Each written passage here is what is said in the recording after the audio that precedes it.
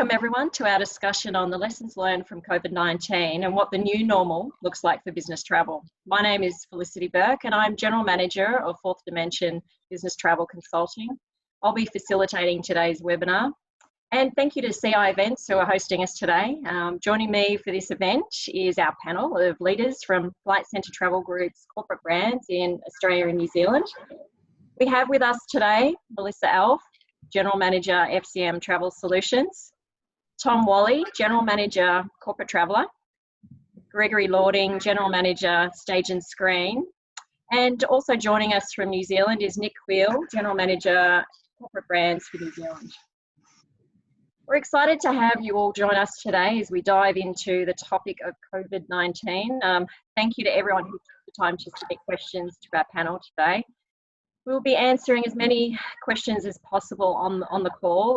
If we don't get time to answer your questions, please reach out to our team after the webinar and they'll be able to help you with your answers to your queries. So to kick things off, let's jump into what's been the biggest learning for our travel management brand since COVID-19 took hold. So Mel, can you take us through what's been the biggest learning for FCM so far during COVID-19 and what has surprised you the most about COVID-19?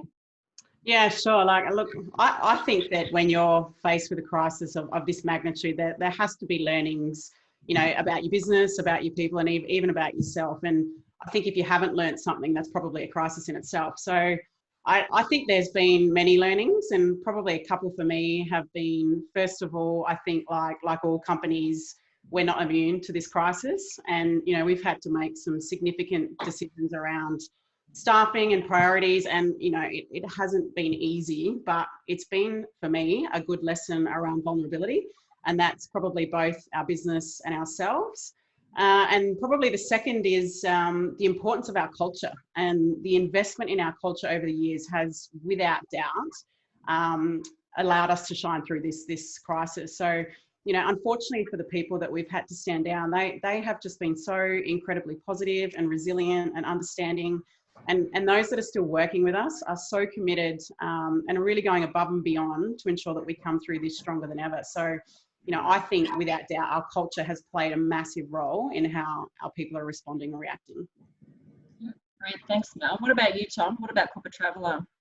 Yeah, look, I can't agree with Mel more. The biggest thing that shone through this is our incredible culture. Our people, their support of each other, their support of their customers has been phenomenal, and the fact they've accepted decisions we've made with good grace and with real positivity has been incredible. And I guess, as Mel said, it's a testament to 38 years of amazing culture that's been built up in this incredible company. So it's great in situations like this, we can see this really act out right in front of our eyes, which has been brilliant. I think a couple other things I've learned.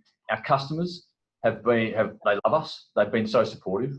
We've had so many lovely messages from customers of support and of gratitude for what we're doing, and messages to our people saying, please look after them. And obviously we are as best we can, which has been beautiful. And also, really nice to be able to help our customers through this as well, because as Mel said, this is new for everyone, and we've really learned that our customers do lean on us quite a lot for help, not just about travel, but about how to manage the business and how to manage culture and so on and so forth. And the last thing I'd say is that I've learned as well that our model's great, that this one-to-one personal travel manager that we have in Corporate Traveller, the business model that's behind it is really effective through these times. People do lean on people a lot.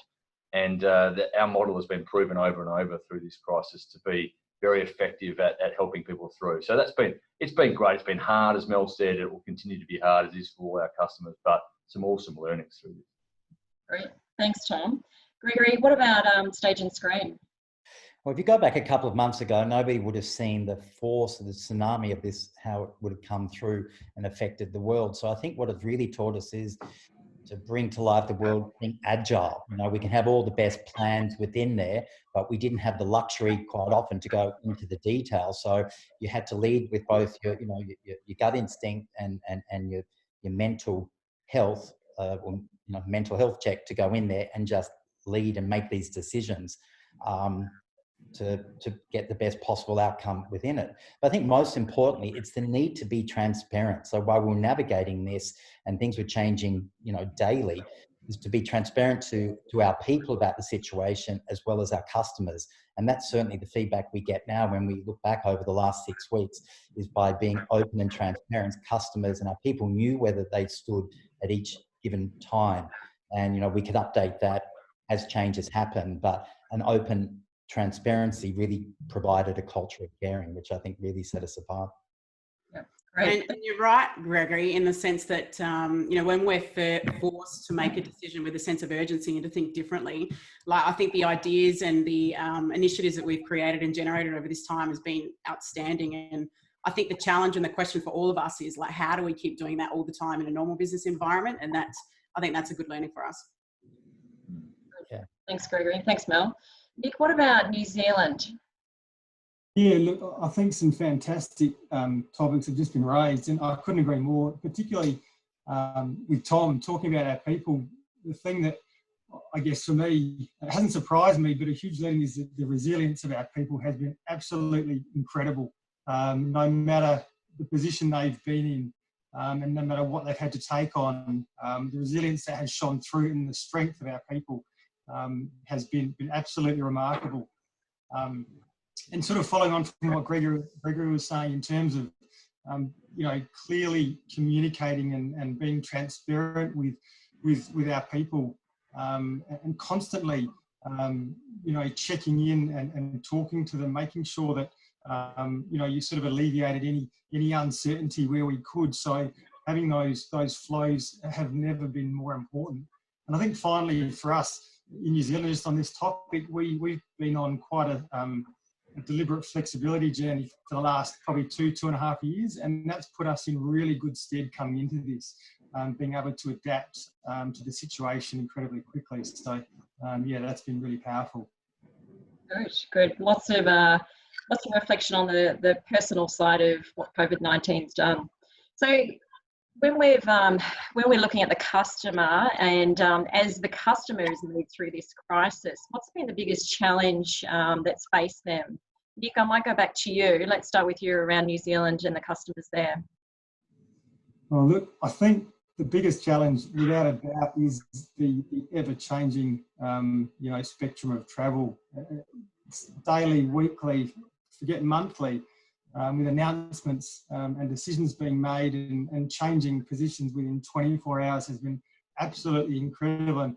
And keeping up to speed on those has been really hard. So working closely with our customers and the implications that's had on their travel program, the speed at which it happened, having to move and have a, you know, getting clear data and interpreting that for them and helping on their journey. So what does that mean across the program, and what does that mean to their business, and balancing their employees' health and the need to travel. So just going through that cycle so quickly was a challenge in itself, and working closely with our customers has really, I think, given them a level of support through this period that is, I mean, it's a word that's been overused, but it's unprecedented.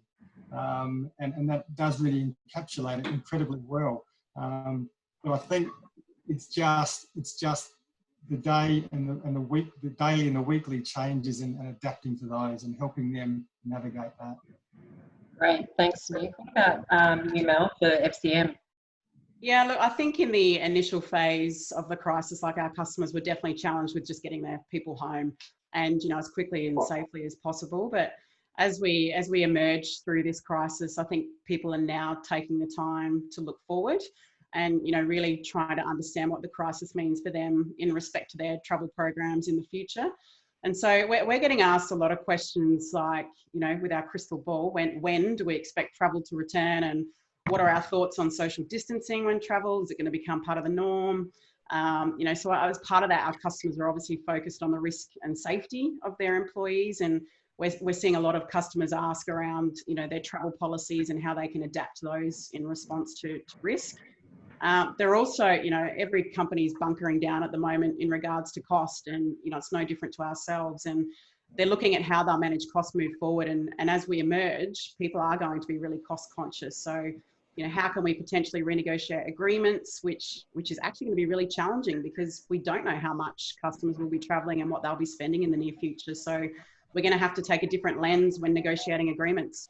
And the other consideration really is the management of credits with airlines. So we've had mass cancellations across the board, and companies have a huge pool of credits to manage with their future spend. So, you know, how are we going to help them to maximize these? So, you know, a lot of questions, I guess, on safety, risk and cost. Yeah, there's some really good points there, Mel. Tom, what about corporate travel? I mean, obviously you've got such a diverse group of customers. What's been going on there?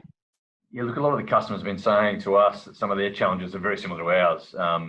But a lot of, if I can add one there around face-to-face conversations, a lot of customers are getting used to not having face-to-face conversations. And I can honestly say a lot of them don't like it in the same way that we don't like it. Good for us. Yeah.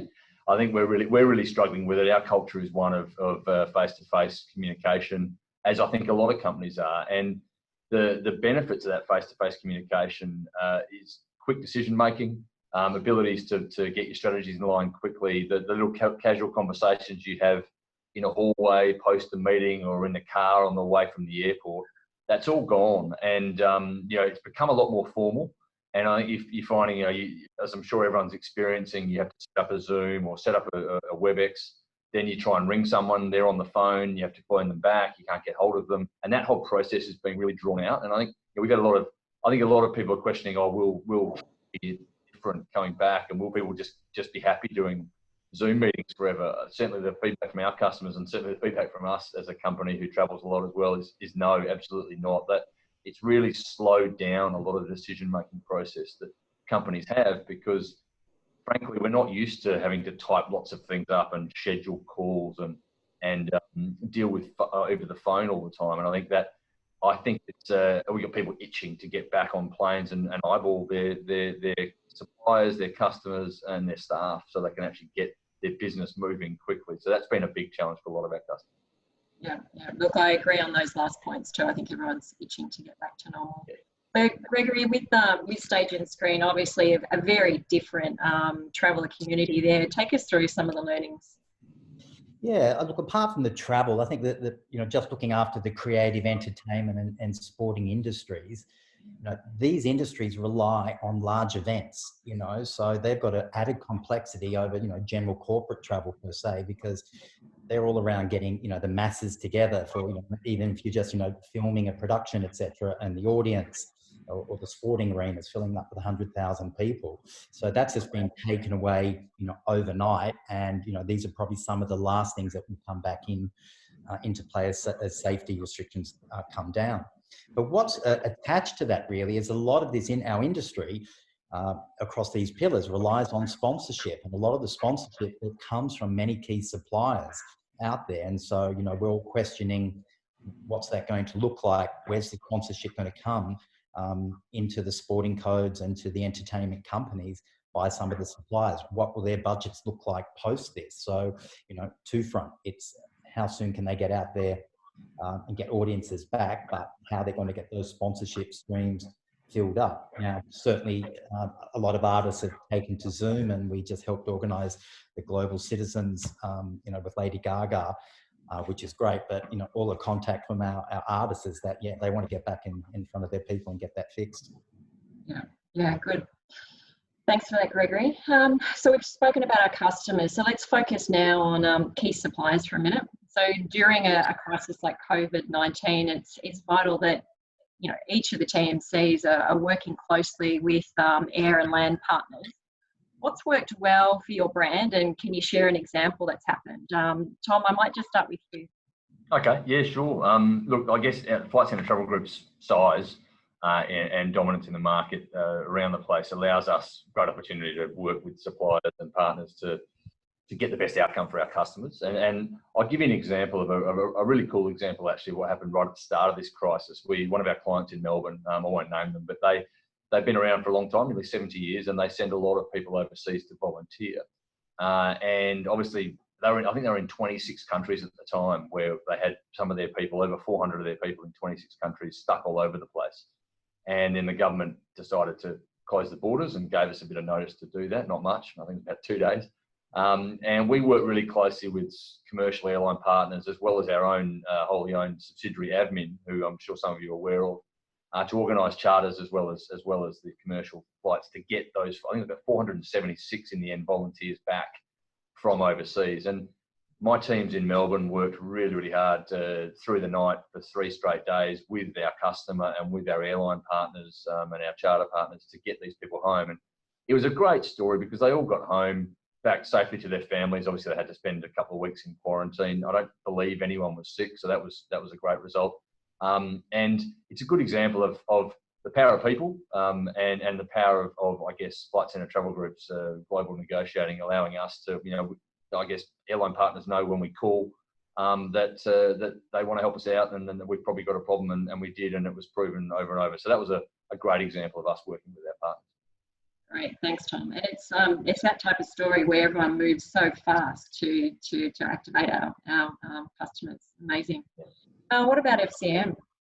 Yeah, look, we've got similar stories to Tom where, we had to repatriate a lot of passengers back from countries as well. But I think more broadly, like the one thing I absolutely love about working in the travel industry is that everyone just bands together when we need each other and we support each other. And I think we've really seen that shine in the industry over the recent weeks. And I guess broadly, we've been working with our suppliers to understand just the changes and the amount of changes and impacts to customers and their business and what it means for our customers. But we've got some specific examples where some of our mining and government customers are actually still travelling, and obviously they've been a little restricted with the amount of services around the country at the moment. So we've been working with airlines and charter companies to charter aircraft for our mining clients, and we're actually on selling spare seats for other customers that can't afford to charter entire aircraft as well. And we've negotiated long stay accommodation rates for travellers that require self-isolation. So particularly with those mining customers, when a lot of their FIFO come from interstate and they actually need to sit out the quarantine period before they start work. So we've been helping out with that. And then on top of that, we booked thousands and thousands of room nights for incoming travellers requiring mandatory self-isolation. So, our suppliers have been really supportive, and I think, we're all in this together and we all want to come through. Great. Thanks, Mel. Nick, what about New Zealand? Yeah, look, we had a fantastic example of how strong our relationship is over here with our key partner in New Zealand. I can still remember the day, so the 14th of March, it was Saturday afternoon, and our Prime Minister, Jacinda Ardern, announced at 4 p.m. that the borders would be closing on Sunday night at midnight. So it was about 30 hours heads up, and we just got slammed with calls, thousands of calls, volumes that we never could have even imagined that we'd experience. At about 5 o'clock, or just after 5 o'clock, our account executive from Air New Zealand called me and offered Air New Zealand resources to come in and sit at in Auckland head office and work with us to repatriate customers, helping with waivers and favours, and just worked through the process with us to get hundreds more people home than we would have been able to. And that was within a 30-hour period. They stayed on the ground with us for that week for another few days, and then we had daily check-ins with them to just ensure the status of our customers was all in hand, and any special requests or needs were accommodated. So the relationship that we have with Air New Zealand here is amazing.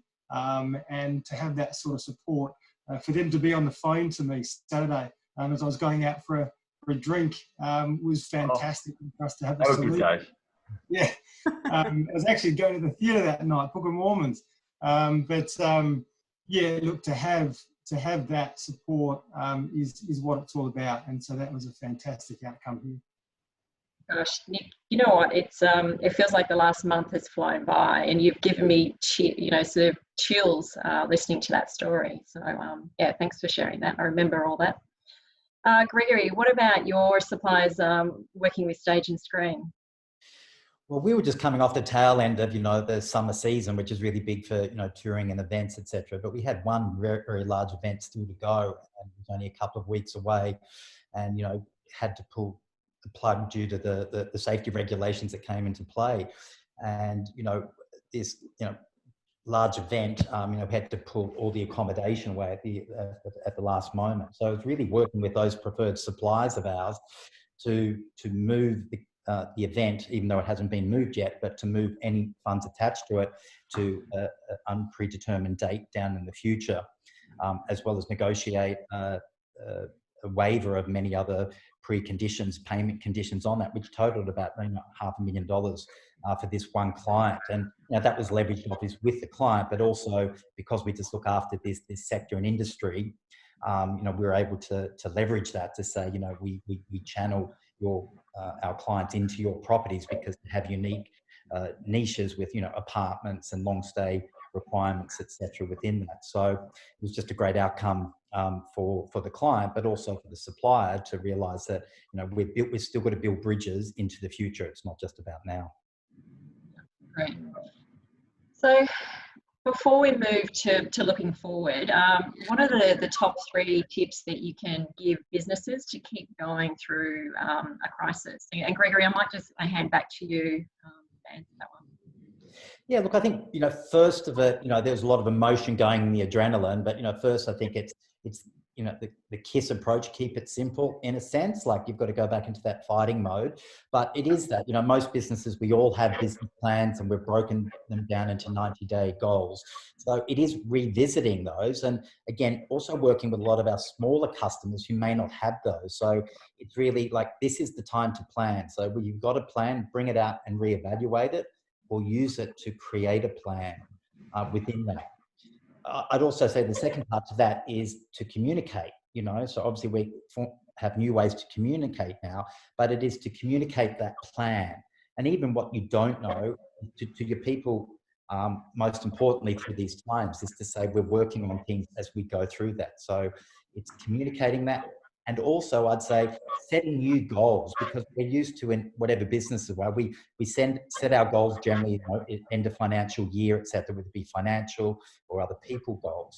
All of a sudden that's gone. So we've had to redefine and give quick wins. So, what are the wins this week or next month? So we keep your people motivated now and realize that, that big win may not be into the future. And finally, all this is the luxury of time we've got now.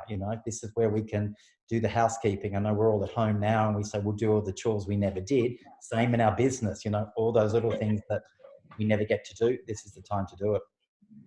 Right. Nick, do you have anything else to add for New Zealand? Yes, some similar stuff to Gregory, but I think for me, it's about connecting with people, preserving your culture and delivering a clear message. I think there's a lot, but if you can connect with your people, over communicate, keep the channels open. To Gregory's point, if you don't know the answer, you're endeavouring to get to that answer.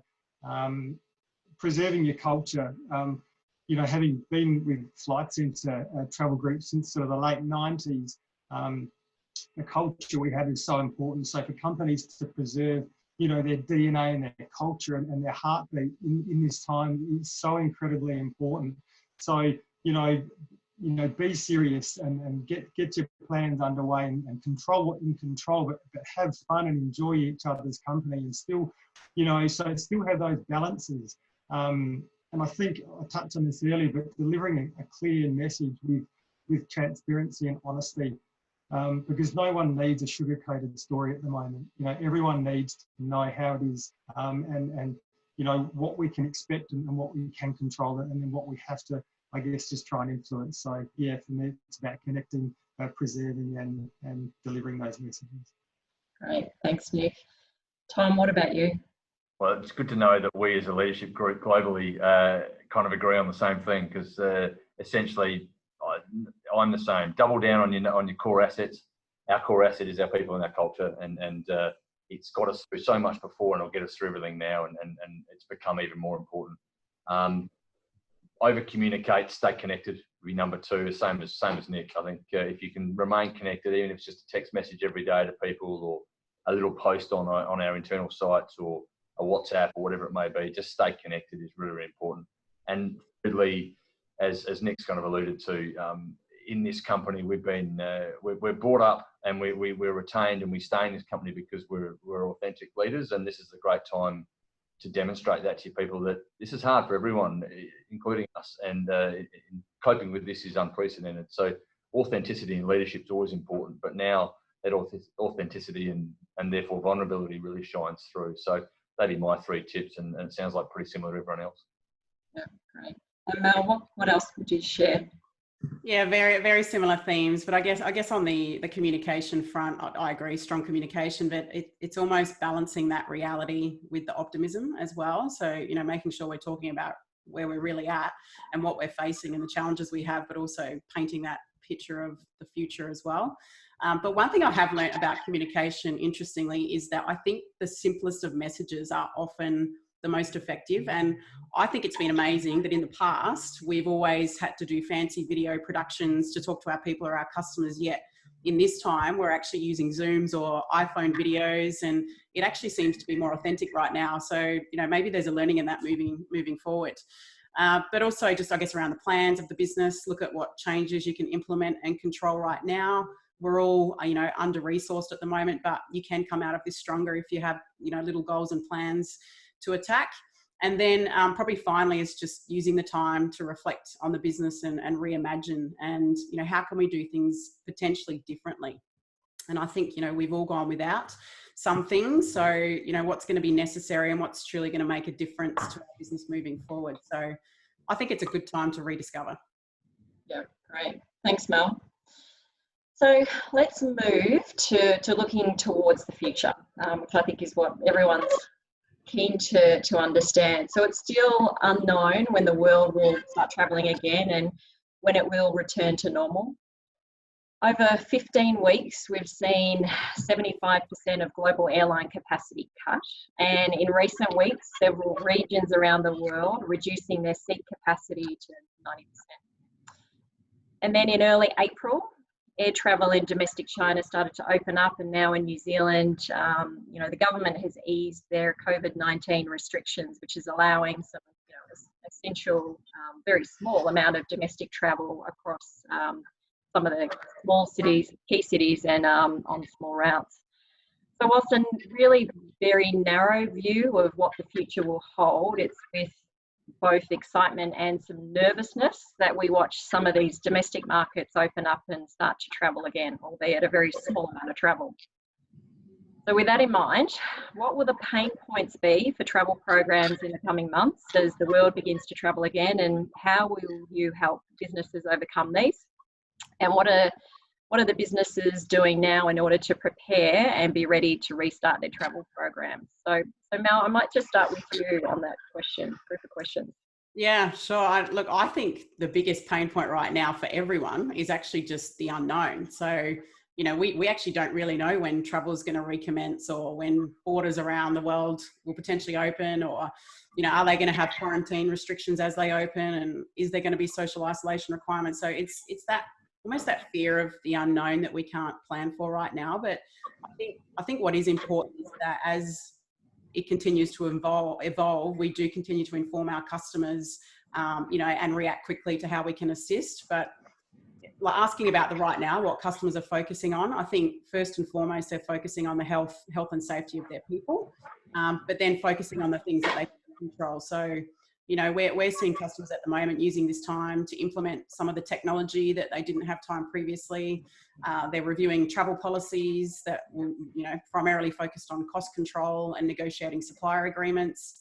But I think overall, it's just important that we spend time now with our customers just so they feel supported and prepared, because ultimately when travel does come back, that they want to focus on their business, not on travel policies. Great. Thanks, Mel. Tom, what about you? Yeah, I think if I zoom in on the traveller per se, as opposed to the decisions, I think there'll be a fair bit of traveller anxiety, for want of a better term, on return here.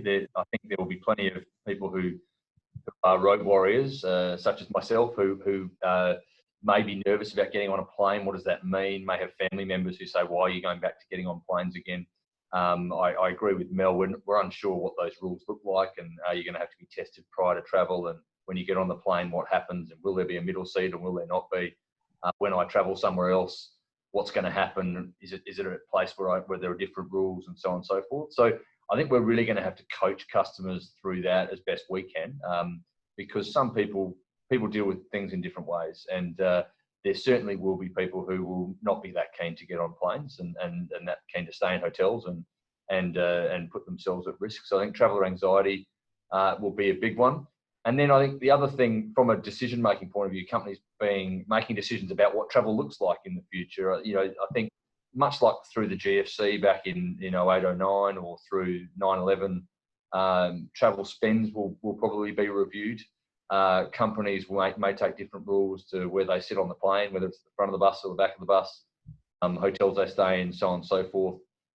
They'll be thinking about that traveller safety piece in mind as well. So I think helping to navigate through that, what that looks like, and I think, as I mentioned earlier, I think there'll be an initial kind of sugar rush around people just desperate to get back in front of their people, their customers, their suppliers, so they can actually be face to face. But there'll also be a fairly strong pull from companies who have suffered a bit financially through this to go, hang on a second, can we do this differently? And what does that look like? And there's going to be a lot of help needed to navigate that as it unfolds through these new times, whatever that looks like. Yeah, great, Tom. Definitely lots of questions coming from customers. So, Nick, what about you? Yeah, look, to what Tom and Mel said, I think it is, we don't know what we don't know yet. So this is where we can partner with our customers and walk that journey, and having those tight relationships with suppliers. I think, current travel programs probably won't match the new state, what that new state may be. And so it's having the appetite for, being able to change and that agile approach to what their program might look like. Because I feel like there's going to be a new sort of, tension in the travel decision, process to what Tom was saying about the traveller and traveller confidence and traveller health. So whereas it might be, flying on carrier A or B, it's flying on carrier A or B, or does the traveller want to go? And so it is walking that journey with them. And so then for the customer, it's about the business requirement versus, that traveller actually wanting to travel. And so I think it'll be, we can play a part there, giving them confidence on that journey. To what Tom said as well, and in destination when they're there, how we connect with them, how we give them real-time updates, how we look after them, how we give them the comfort that if something were to happen, what we can do to make them safe. So I really do think the lens, while travel programs have always addressed the traveller to an extent, I think travel programs may have to embrace the traveller more and understand their feelings to an extent in the whole process. So I think that's going to be a really interesting dynamic coming out of this. Yeah, great. Thanks, Nick. I think this last month has really tested what we are really all capable of giving to our customers as well. Gregory, what about stage and screen? I think I'd like to agree, with Mel, there's a real focus at the moment with customers to actually, dive into their travel program and certainly take use of a lot of the technology we've had on the shelf, which for some of our pillars has been, slow to uptake. So, they're really seeing the value and the need of that more open transparency that some of our technology does provide. But I also see there's sort of the next with suppliers out there, how they're going to get confidence back in the market. So whether it be airlines or hotels, like we know that there are safety ratings out there for airlines like Skytrax and how amazing, service is on a grading system. But I see that we'll be working with suppliers and coming up with some form of confidence and guarantee with suppliers to go, we guarantee our hotel rooms are cleaned, that sort of thing. That's the stuff that's going to start to put confidence in there. And so when we renegotiate, supply contracts for our customers, we're going to be, looking at ways that we can guarantee this or give some comfort of mind on that to give the confidence for people to start traveling again. Yeah. So I think there's that added layer to still to come. Yeah, I totally agree, Gregory. So I think we've got some questions to run through. So first up is first question: will the industry ever recover? So I don't know who wants to jump in on that one. I'm happy to. If we're talking about the travel industry, Absolutely. I think there's no greater certainty than the industry will not only recover, but will go back to levels of growth as it was prior to this even starting. It may take a little while. I'm not expecting it to happen in May, but I think certainly over the course of the next 18 months, my prediction, and certainly that of most of us in the industry, is that it'll get back to not only the levels it was, but more so. Travel is, both leisure and corporate travel, is one of life's great pleasures and joys, and what we've seen over the last 20 years is it's been open. Those doors have been opened up to more and more people with the onset of cheaper airfares, low-cost carriers, more hotel stock, great places to go on holidays. So I think the industry at large, the travel and tourism industry, which is one of the biggest industries in the world, I think it's something worth something like $9 trillion and employs about 5 or 8% of the world's population, will absolutely come back bigger and better. I think the industry around corporate travel and travel management, I think things like this prove over and over the value of having a travel management company in your travel program. The risk of it sounding like a sales pitch, there's no question that things like this should turn people more to the fact that, my God, I really need a person, a good system, and some expert advice in the way of my travel program, because these things are very hard to navigate. Travel's tricky enough as it is without the current situation. So I think people will have realised that even more through this, and it'll bounce back. I think we're pretty resilient humans. We will come back pretty quickly the minute we get the opportunity. And even if we're only holidaying, Nick, in New Zealand for the next 6 months, which looks, I think it's going to be a boon for New Zealand tourism over the next 6 months. We're all going to be piling over your borders to get an overseas trip in. So I'm excited about the next bit. I can't wait to get on a plane and go and do something. Yeah, I don't think you're alone there, Tom. And I think we need to remember that we've been through crises before as an industry, and it may not be to this magnitude that we're experiencing today, but we've been here before and we've recovered before, and it may be a slow recovery, as Tom says, but I don't think we should forget either that corporate travel, people are traveling to generate business and to generate sales, and everyone's going to want to get back on a plane to do that and to grow their businesses again. So we've got great hope that that's going to recover quickly. And I'm with you, Tom. I personally can't wait to go on a holiday. So I'll be the first on the plane going somewhere. Well, I think just to round that out, I don't think we can ever substitute face-to-face connection. We've all become quite familiar with video calls. I think I myself might have set up 3 before we went into this situation. Now I think I've set up about 75. So we've become really familiar with it, absolutely, but you just cannot beat face-to-face connection and interaction, and that's, for me, that's a core human need, and I think that in itself is going to help our industry take off again to greater heights. So I couldn't agree more. No, yeah, 100% agree on that. Certainly across our pillars, in the past, when there's been a crisis, you tend to find sporting and entertainment rebounds first, because like travel, entertainment, it's in that DNA. People want to get out there, people want to explore and be entertained, and I think with any crisis, it makes companies, the smart ones, emerge faster, and use this time to, as Mel said, reimagine their business. And it is, survival of the fittest. And it's a good thing, because I think all companies, relearn and come out of this smarter. Great. Thanks, Gregory. Thanks, everyone. I think that was good insights there. So last question we've got time for is what type of business do we believe will return first? So what type of industries do we think are going to return first to travel? I can jump in and start, I guess. I think, we're already seeing today that, some of our mining and government customers are actually still trading through this crisis as best we can. So I think the minute that the airlines open up more inventory, they're going to continue to grow and adapt pretty quickly. So definitely mining and government, but then, certainly our services businesses as well. I think, as I've said previously, people need to generate income and, sales themselves. So I think we'll see some of those high services business recover pretty quickly. Yeah, we've seen with the lifting of level 4, the movement of level 4 to 3 here, construction is firing up again really quickly. So it's really moving along quite fast here in New Zealand, and similar So Mel, we've had the government ticking along through this process with the isolation cases and the quarantine cases and all that. So but yeah, construction definitely starting to fire up very quickly.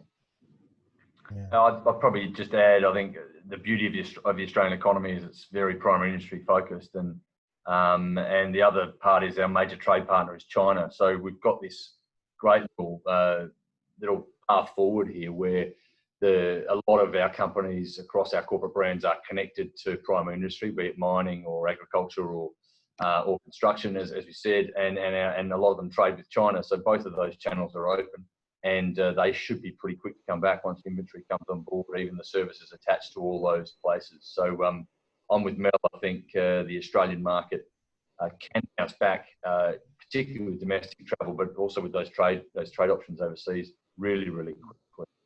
And there could be a fair bit that comes on board as soon as that inventory becomes available. Right. Yeah, I'd say just for our sectors, news always goes on, and it's the content and the stories that need to get out there. So as we see it, relaxed a little bit more, a lot more TV productions will start coming off. They may have closed audience, a bit like sport. A lot of sporting ones are talking about sort of self-isolating and playing without audiences. And probably the last to recover at this stage will be, the large public events like the touring acts, etc. at this stage. And when that does relax, we may even actually see an upsurge in Australian talent and shows if international borders remain closed. So there's a fair bit of optimism there about using local talent before we bring in overseas talent. All right, Gregory, there's only so many reruns of Suits I can watch, mate. So hopefully you get some productions going soon. Yeah. Good. Thanks, Gregory, and thanks, Tom. So we're just about out of time, so we'll wrap up this discussion for today. Firstly, I'd like to thank our panel members for their time today. We hope the audience found the value of this session valuable and a great insight into how travel management companies have been working through COVID-19, and also the positive signs to look out for as the travel industry starts to recover. As I mentioned at the start of the webinar, if your question wasn't answered, we do apologise. Due to timing, we just haven't had the opportunity to answer everything, but we will contact you after the webinar to help with any queries that you might have. So thanks for that.